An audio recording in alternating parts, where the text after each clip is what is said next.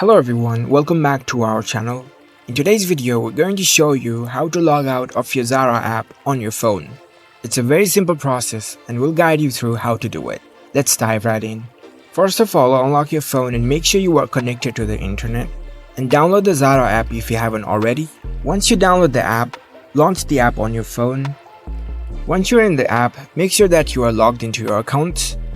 After you are logged in, you will see this interface of the app. So now, in order to log out of your account, you need to go to the profile section. So here you can see the profile icon at the bottom right corner of your screen. Tap on it. You can see several menu options at the top. You need to go to your profile section. So here you can see the profile option. Tap on it. Now that you are in your profile section, look for the logout option. Here just below the change password option, you can see the logout option. Tap on it to log out. It will ask you to confirm your logout. Tap on logout button, and that's it. You've successfully logged out of Zara app on your phone. If you found this video helpful, don't forget to give this video a thumbs up and subscribe to our channel for more tech tips. Thank you for watching.